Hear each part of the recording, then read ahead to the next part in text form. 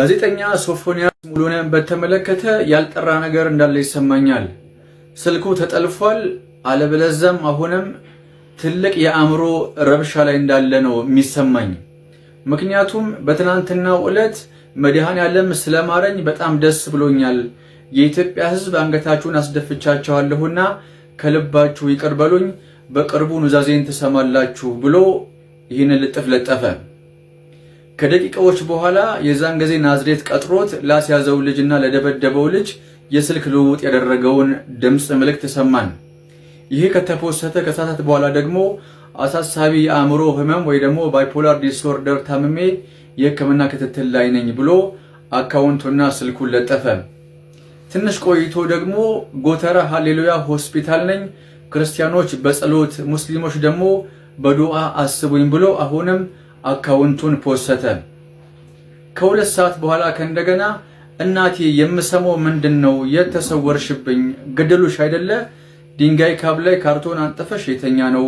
ኦሾሎኒ ሸጠሽ አሳደገሽኝና መርካቶ ለመርካቶ ስለ ኪዳነ ምሕረት ብለሽ ለምነሽ ያበላሽኝ መልክሽን ያጣሽው ለኔ እኮ ነው።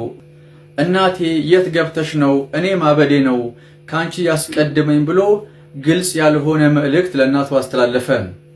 ቆይቶ ደግሞ አሁንም ዘንጦ እንደዚህ የተነሳውን ፎቶ ፕሮፋይል ፒክቸር አደረገ። አሁንም ትንሽ ቆይቶ ያክስቴ ልጅ ዛቻና መስፈራሪያ እያደረሰብኝ ነው፣ ከሃሌሉያ ሆስፒታል ወጥቻለሁኝ፣ በአሁኑ ሰዓት ከከተማ ውጭ ነኝ ብሎ አጎቱ የተባለውን ሰው ስልክና የመኖሪያ አድራሻ ሳይቀድመኝ እንዳልቀድመው ይጠንቀቅ ምከሩልኝ ብሎ ለጠፈ።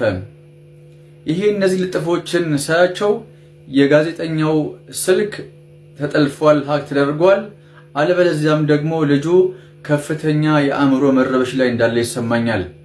ስለዚህ ጋዜጠኛ ሶፎንያስም ከሆንክ ራስህ ወጥተህ በቪዲዮ የሆነ መልእክት ማስተላለፍ ጥሩ ነው። ካለበለዚያም ደግሞ አጠገቡ ያላችሁ ቤተሰቦቹ፣ የቅርብ ሰዎቹና ጓደኞቹ ግን አጠገቡ ሄዳችሁ ይሄ ልጅ ትሪት ብታደርጉት ጥሩ እንደሆነ ይሰማኛል። ምክንያቱም አሁን እንደ ቀልድ ያየናት ነገር በኋላ ትልቅ ዋጋ ልታስከፍለን ስለምትችል ከወዲሁ ጥንቃቄ ማድረግ እንዳለብን ይሰማኛል። ትክክል ያልሆነ ነገር አለ። ስለዚህ እሱን ማጥራት የእናንተና የኛ ግዴታ እንደሆነ ይሰማኛል። አሁንም ቢሆን ይህን ቪዲዮ ሼር። የጋዜጠኛ ሶፎንያስ ዋሲሁን ቤተሰቦች እውነታውን ተናግረዋል። ላስደምጣችሁ። የጋዜጠኛ ሶፎንያስ ዋሲሁን ቤተሰቦች እውነታውን ለማስረዳት እዚህ ስቱዲዮአችን ተገኝተዋል። አንዴ በመጥረቢያ ልሻለሁ ይለኛል፣ አንዴ በቢላ ልሻለሁ ስላለኝ ህይወቴን ማዳን ስለሆነ አምልጬ ወጥቻለሁ። ወንድምሽ እውነት ነው ወይ? ብዙ ነገር በቃ ራሴን እስከሚያመኝ ድረስ ማለት ያሳለፍኩትን ራሴን የማውቀው። ቤተሰብ አሁን በፍጹም እኔ እንዳደርሽ ነው ያሉኝ። በሱ ምክንያት እንዳደርሽ ዘይት ጥዶ በሁለት ብረት ድስት ጥዶ አንተክትኮ ለኔ ነበር ያ ነገር ላይ ሊገለብጥብኝ። ሆስፒታል ምናምን ስንወስደው አይቀመጥም፣ በሽንቴን ብሎ ያመልጠናል። እንደውም በመጥረጊያ እንጨት እኮ እንዲህ አናቴን በጀርባዬ በኩል እንዲህ ሊመታኝ ነበር። ብዬ ነው ሰው የደረሰልኝ። እናንተ ይሄንን መቆጣጠር አልቻላችሁም? ስልኩን መቀበል አልቻላችሁም? እንቅልፍ የለንም። ካሁን መጣዩ ነገር ያደርገናል ምናምን ነው። ምን እናደርጋለን? ቤቱ እንዳልነበረ ሆኗል እና በቃ ጥዬ ወጣሁኝ። ከህይወቴ አይበልጥም። አላመንኩትም። በቃ አሁን የመጨረሻ አላመንኩትም። ሶፎንያስ ታውቁታላችሁ። የኢትዮጵያ እርዱልኝ፣ ልጄን አድኑልኝ፣ በቃ ልጄን አድኑልኝ። ይሄ ነው ልመናዬ።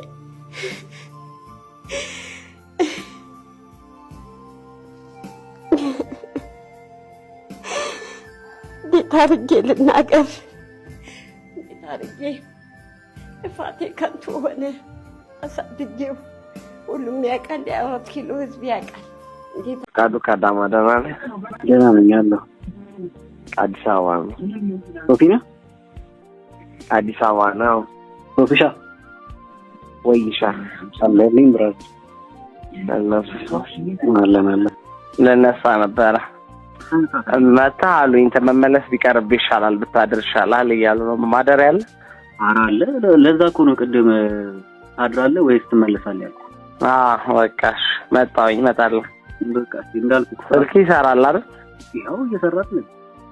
እሺ ሲታይፕ ቻርጀር አለ ወይስ ይዤ ልምጣ? አለ የፈለከው አይፎን ታይፕ ሲ ታይፕ በቃ መጣሽ። እሺ ሄሎ ከቤት ወጥቻለሁ።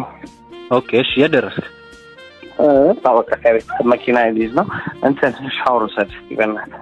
በቃ እሺ ችግር የለም አረፍና ታጥቶ ፏብዬ ነው ጠብቀህ። እሺ አባቴ እሺ በቃ እቃም ግዛ ማቴሪያል ለይታችን ነው። አረ ምንም ችግር የለም። ምን አንተ ተጨማሪ የምትፈልገው ነገር አለ ኤክስትራ? አይ ቆይ አንተ እንደው መጀመሪያ በቃ እሺ ችግር የለም። ቢጃማ ይዤ ልምጣ እንዴ? ደስ ያለን ይዘና አንተ የፈለከውን ይዘና ነው አለ አንተ ጋር በእኔ ሳይዝ አይሆን የኔ ሳይዝ ነው አይሆንህማ። አንተ ትንሽ ሳይዝ ከኔ ተለቅ ይለለ ሰው ሊጠብ ይችላል። ከቻልክ ይዘና ራስህ። እሺ እሺ ይሄ ሶፊሻ ወይ ኪሻ የደረስክ? አሊቲ እየደረስኩ ነው። ገና ከአዲስ አበባ ወጣህ? እንዳይወቅ ነገሩ አይ ስለምታደርግ ችግር የለውም ትደርሳለህ። ፏ ብለሃል። አረ ምንም እንዳያሳስብህ። እኔ እኮ መጀመሪያም ነግሬሃለሁ መተህ ብታየው ነው የሚሻለው። ሰርፕራይዝ እንድትሆን ብዬ ስላሰብኩ ነው። ስልቀቱን አይደል ይፈልጋል። ለዛ ነው እና ይፊው ግን ይመቻል። በእናትህ ሰው ይበዛል። እውነት ለመናገር ለአንድ ተከራይ ብቻ ነው ያለው። ከለሱም ወንድ ነው ከላይ ነው ብቻውን ነው የሚኖረው። ከዛ ባለፈ ከታች ነው ግራውንድ ላይ ያለው አፓርታማ ነው። ከታች ነው ያለው አፓርትመንት ላይ ነው የምትኖረው? አዎ ከታች ነው ያለው። አንዱ ተከራይ ሻወር ምናምን አለው እንዴ?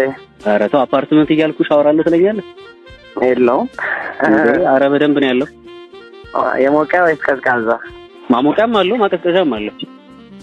አይጠራም። አልጋው ሲበቃል? በቂ ነው በቂ ነው። እሺ በቃ ሁኔታውን አይተን እንጠራለን። ሁኔታውን አይተን እንጠራለን። ግን የሚያስፈልግ አይመስለኝም። ምን የሚያስፈልጋል? አው ካስፈለገ ያው እሱ እንዳንተ ምርጫ ነው። ለልጁ ነገር ነው ታዲያ ነግሬዋለሁ እኮ ለሱ እንዳይደክም። ኧረ ምንም ችግር የለም። እሺ አባ እንትን ላክልኝ ኢንተርኔት ፓኬጅ እያወራው ልምጣ እያየው ልምጣ። ይቻላል። ላክልኝ ኢንተርኔት ፓኬጅ አሁን። እሺ እሺ ወይ ሶፊ ኮሜርሻል ባንክ ጋር ነኝ። የቱ ጋር ነህ? እኔ ደግሞ አደባባዩ ጋር ነው ያለሁት። ኮሜርሻል ባንክ ማለት ንግድ ባንክ ማለት ነው? ኦኬ ተሻዘው አደባባዩ ጋር ማለት ነው። የቱ ጋር ነህ አንተ? እሺ እኔም እየመጣሁ ነው። ፊት ለፊት ያው አደባባዩ ጋር ቆሜያለሁ። በቃ ያወራሁህ ልምጣ ዝም ብዬ? እሺ የት አለ? ቆይ ኮሜርሻል ጋር ቆም። የት አለ? ልብስ እኔ ሮዝ ፒንክ ነው የለበስኩት። አንተ ምንድን ነው የለበስኩት? ምንድን ነው ፒንክ የሚያስለብስህ? ቲሸርት ነው እዛው ቪዲዮ ላይ ያየው ፒንክ። አሁን ናዝሬት ያሉ ልጆች መንገድ ላይ አግኝተው እንዲህ ብለው ተጻጽፈው ካወጡት በላይ ማአት ፋይል ማውጣት ይችል ነበር። እፈልጌ የነበረው እኔ እንደዛ አልነበረም። እፈልጌ የነበረው እኔ የማንቂያ ደወሉ ሁኜ እንደዛ ዳር ዙሬ ጠይቄ በዚህ ህይወት ከቀጠልኩ ሌላ ከተክለ ሃይማኖት የከፋ ሰው ጋር ይደርሳል እና ህይወት ያኔ ይገለባበጣል። እዚህም ደረጃ ነኝ እንዴ ብሎ እንዲነቃ ራሱን እንዲከላከል ራሱ ሶፎንያስ እፈልጌ የነበረው እንጂ እኔ እዛ ጋር ቁጭ አድርጌ ይሄው ማለትና ውሃ እስኪጠመው እስኪንቃቃ ማሳየት ጠፍቶኝ እኮ አይደለም። ማአት ዶክመንት እኮ ነበረ። ታስታውሻለሽ? ቪዲዮን አይተሽው ከሆነ ይሄን እዚህ ጋር የተላላከው የተጻጻፍከው የድምጹ የምስሉ ያንተ እንደሆነ እርግጠኛ ነኝ። በጣም እርግጠኛ ነኝ።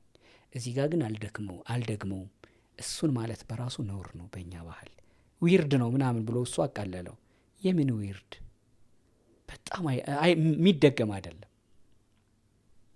ብዬ ያለፍኩት ለምንድን ነው? አልተከራከረኝም ስለሚያውቅ ያኔ ያን ማለትና እሱ የሆነ እኔ ራሴ እውነተኛ ነኛው ይሄ ስላለኝ ነው ብዬ ያሸናፊ ተጫውቼ መውጣት ጠፍቶኝ ይመስልሻል?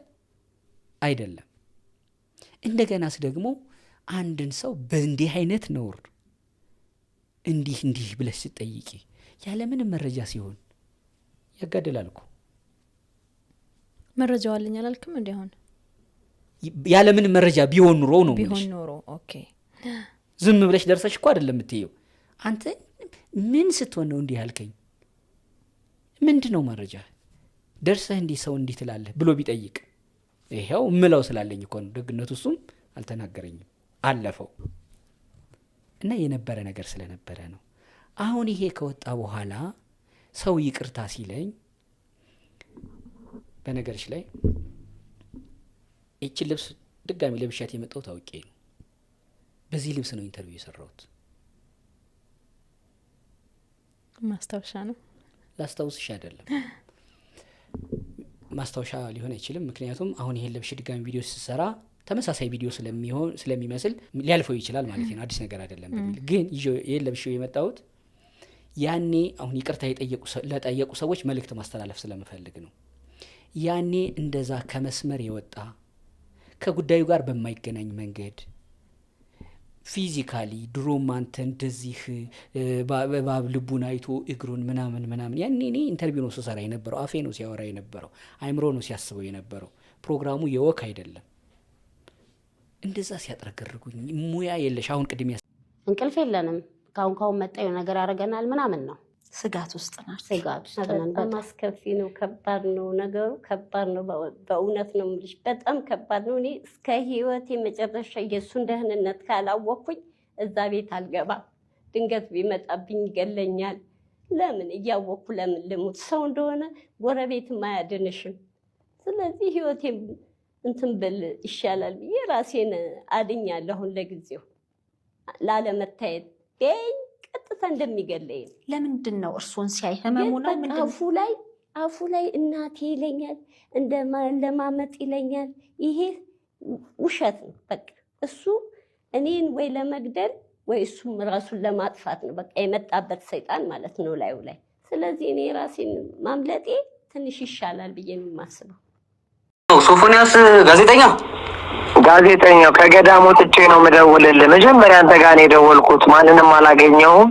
ጋዜጠኛ ሶፎንያስ ተመልሷል። ነገር ግን ሁለት ግራ የሚያጋቡ ሀሳቦች አሉ። በመጀመሪያ እንደተመለሰ የደወለው ላጋለጠውና አዳማ እንግዲህ ላስደበደበው ለፍሬዘር ነበረ። ለሱም እንግዲህ የነገረው ነገር አለ። ገዳም ሂጄ ለ6 ወር ከ16 ቀን ቆይቻለሁ። ብዙ ገዳማት አልተቀበሉኝ ነበረ።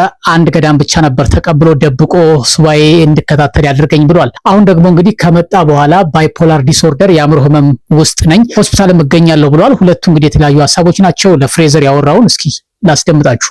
ይሰማል? አዎ ሶፎንያስ ጋዜጠኛው ከገዳሙ ወጥቼ ነው የምደውልልህ። መጀመሪያ አንተ ጋር ነው የደወልኩት፣ ማንንም አላገኘሁም። በፌስቡክ ህዝቡን ይቅርታ ጠይቄያለሁኝ። ግን አሁን አንተ ጋር ደውሌ አንደኛ ሁሌ ስለማስታውስህ ነው። እግዚአብሔርን ነው የምልህ፣ መድኃኔዓለምን ነው የምልህ። እየሰማኸኝ ነው አይደል? አዎ እየሰማሁህ ነው። መድኃኔዓለም በሚያውቀው እኔ አልከፋኝም። እኔ የእግዚአብሔርን ስጋው ደሙን እንድቀበል፣ ህይወቴ እንዲስተካከል፣ ከዚህ ቆሻሻ ህይወት እንድወጣ፣ ወደ ትክክለኛ መስመር እንድገባ ምክንያት የሆንከኝ አንተ ነህ።